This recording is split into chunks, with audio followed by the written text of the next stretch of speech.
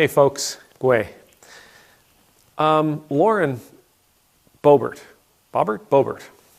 Congress person from Colorado. She recently gave a sermon at a church. And I'll tell you, I watched a clip of it on Twitter the other day, and man, she was flying.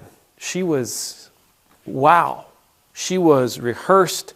She was on fire. She was moving. She was speaking. She was clear. She was concise and wrong.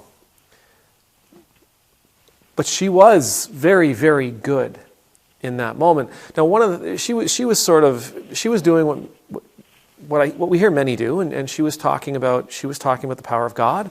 Awesome. But she was talking about how churches need to stop listening to governments. Now, as somebody that has, a healthy distrust of authority, part of that rings true for me.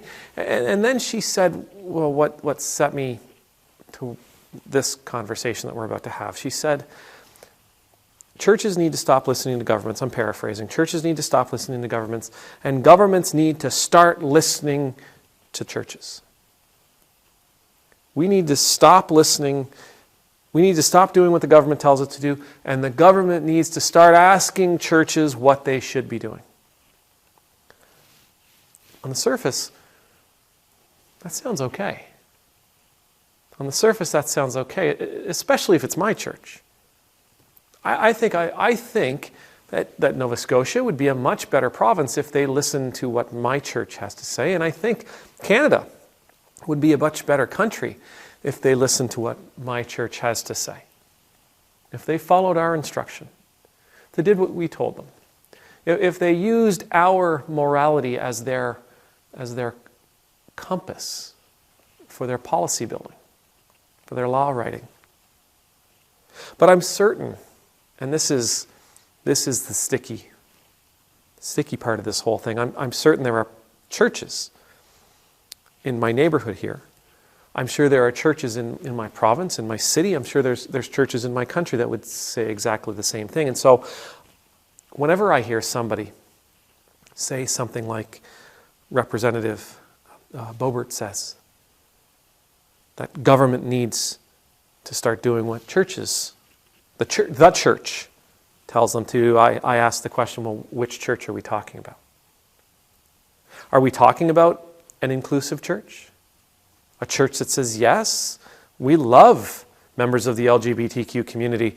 We're happy you're here. We want you to be in full membership with us. We want you to be a part of our congregation and to have all the same benefits of every other member of our congregation. Is that the church that is being referred to? Is the church that's being referred to the church of Reverend Barber that seeks to eliminate poverty and injustice? Is that the one? Is it the church of Bishop Michael Curry? The church of grace, social action? Is that the church we mean? Is it the church that is anti-abortion? Is that the one? Because if it's that one, is that the same church that's also anti-death penalty? You see, humans, us, especially guys with collars like mine, priests, ministers, pastors, we've done a real good job of making the church our church. Very specific to our needs, our ideals, our philosophies, our theologies, our ways. We've strayed, by creating the church in our image, we've strayed from what the church was originally supposed to be, which was a place of gathering for members, for people who were trying to live the way that Jesus asks us to live. We've strayed from that. We started getting in other people's business. We started getting into national politics, foreign affairs. We've started telling folks how they should and should not live. We even started writing laws, enforcing our beliefs, our sense of morality.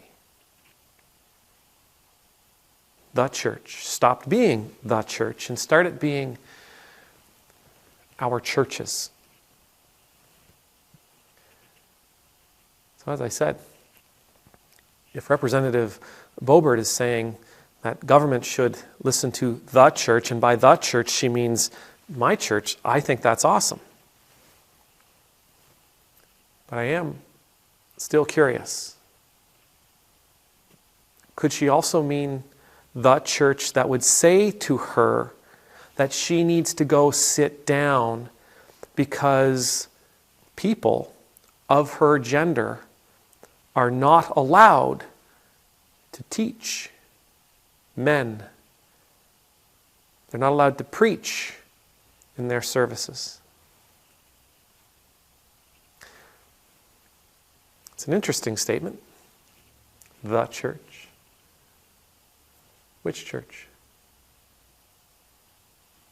May the Lord bless you. May the Lord keep you. May the Lord's face always be made to shine upon you and be gracious to you. May the Lord's countenance always rain down upon you. And may you always know the peace of being in the Lord's presence.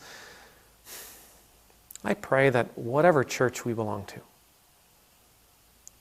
whichever one it happens to be, in whoever's image it happens to be created upon, at its core is love. Love for God. Love for God that is demonstrated by our love for those around us, regardless of who they are and regardless of where they come from and regardless of what they believe and regardless of who they love. If that's our church, I hope government does listen. Amen. Nemultus.